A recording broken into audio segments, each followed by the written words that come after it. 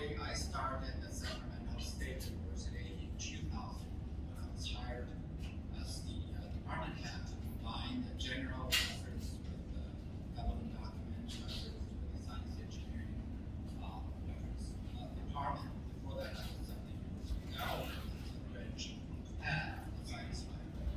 And he was riding a bike every day to work. It's 35 to 40 minutes ride. 20 years ago, he was over 50 already. He did have a few accidents, but he continued all the way up to COVID. After COVID, finally back to campus. Once he noticed, then just stopped riding his bike anymore. He said it's too low to ride a bike. 40 minutes, and he want me to ride. And I said, it's pretty far. I tried once, 2.5 hours. And it's downhill and higher up. So I said I couldn't ride mine. So, and then I did also want me to say just a few words about Sacramento State University. It's the only public university in the California state capital. It used to be the Teachers College of Sacramento, and we incorporated into California State University system. We have 30,000 students, just celebrate 75th anniversary, and we're ranked about top 10 for a few categories. One is the most diverse. We have the most Hispanic and Asian student. One is the transforming.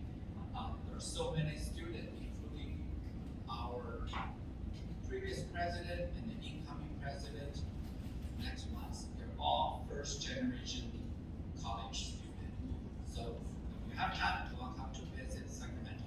Thank you.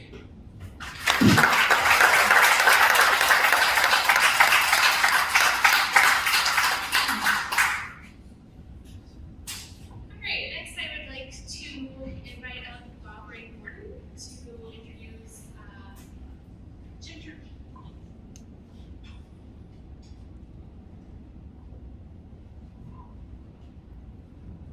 Well, I'm Ray Gordon. Almost 30 years ago, I arrived at Princeton, and there was a young man, who's actually my age, the same age, and he was working in the documents department. He was processing microfiche and the things that came in the boxes and so forth. We had a lot of staff back then because everything was very manual.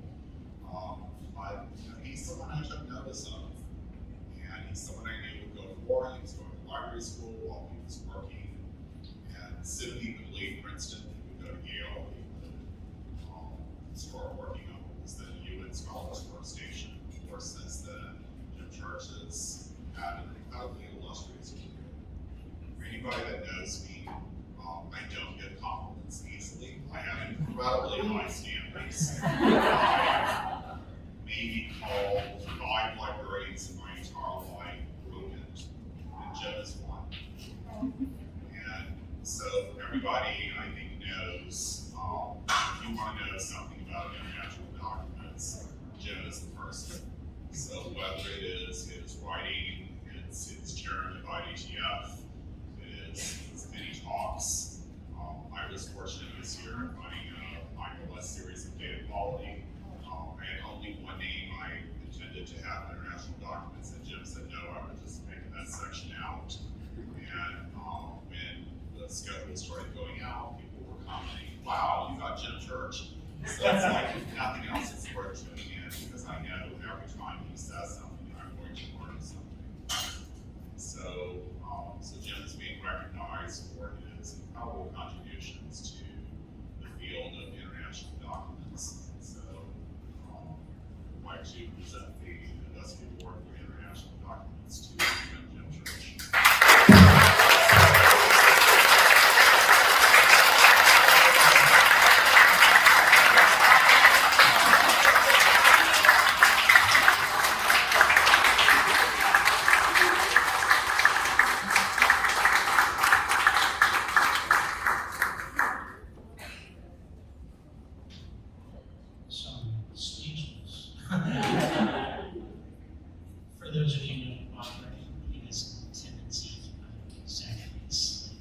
I think part of the reason was actually Francis was very dramatic.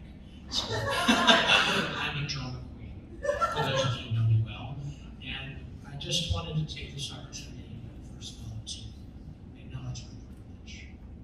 Because the fact of the matter is that I lived in Princeton, and being in that facility enabled me to take on a staff position and have the privilege to be mentored by some extraordinary people whom I've never really had the opportunity to thoroughly evaluate.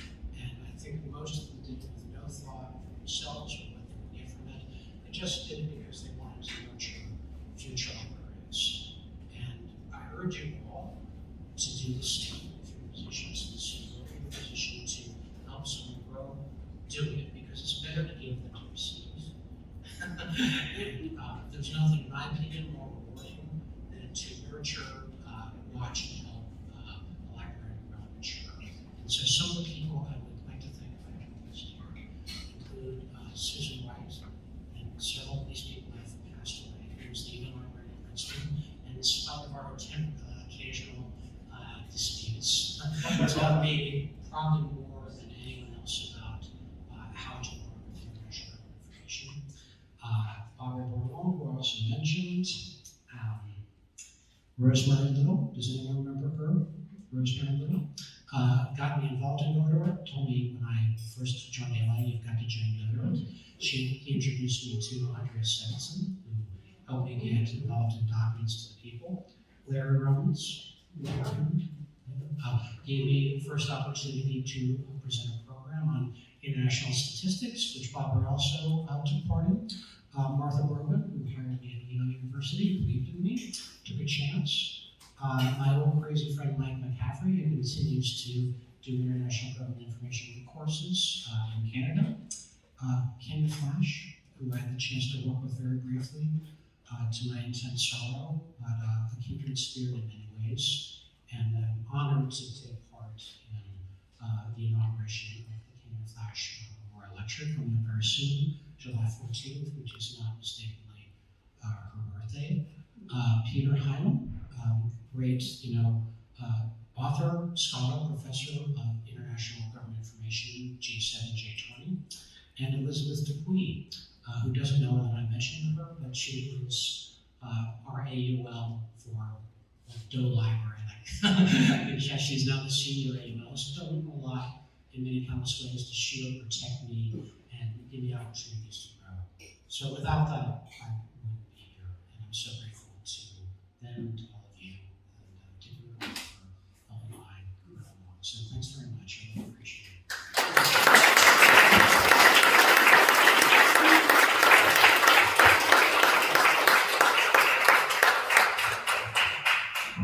Thank you. Next, I would like to invite Barbie Selby up to the stage to introduce Mary Simon. Oh, and she's going to be introducing the next one too, the James Smith Child Award. Thank you for that. Hi, everybody. It's really my pleasure to introduce Mary Simon.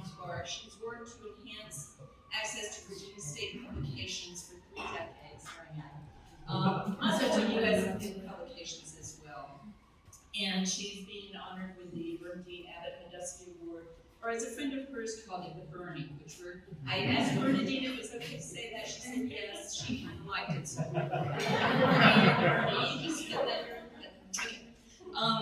she was the technical advisor to the Virginia General Assembly's Joint Subcommittee on Studying Public Records Act in 2004 to 2006. And that ultimately resulted in a rewrite of the code which defined digital publications as publications. She also was instrumental that expanded the state depository program to include digital publications. Mary's team, and Mary now, she worked as the government documents librarian at the Library of Virginia for a number of years, but she's now the head of technical services, but still definitely keeps her hand in the GovDocs area. Her team has worked hard to transform a print-based repository system to a digital one. Mary oversees these efforts to ensure that they're thoroughly cataloged and that increases discoverability of the materials. This is an advantage both to the libraries and also to the state's citizens And I'm just gonna use his name because everybody will know who it is anyway. Rick Mikowski, in his nomination, his supporting letter for Mary's nomination, was observed that Mary is gracious and welcoming to him, both as a new Depository Library Council member and also when he joined the Depository Libraries in Virginia as the depositarian at William & Mary. And what he says is Mary exemplifies Mary's approach and strength as a librarian at the national, regional, state, and even individual level. Mary fosters and supports connections and community, and that is definitely true in the state of Virginia. So I'm so pleased to present the 2023 Bernadine Abbott Hoduski Founders Award to Mary Steinberg.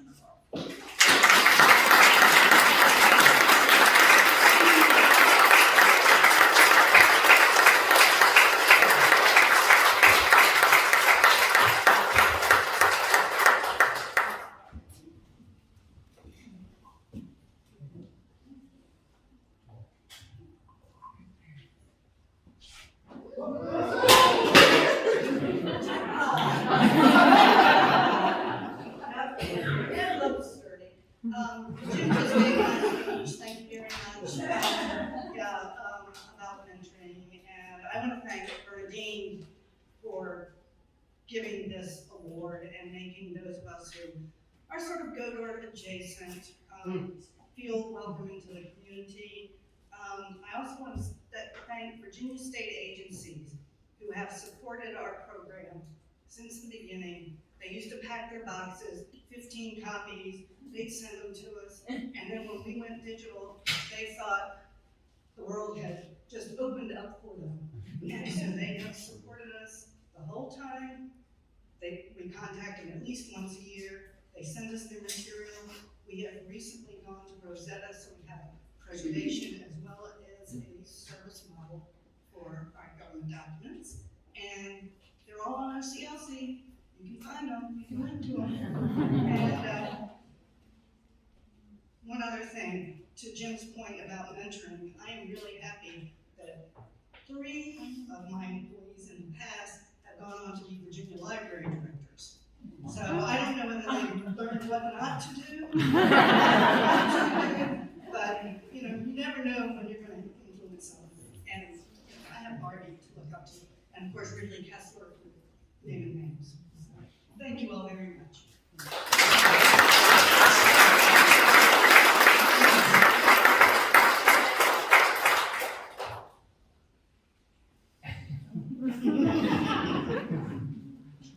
She spills her beer all the time, too.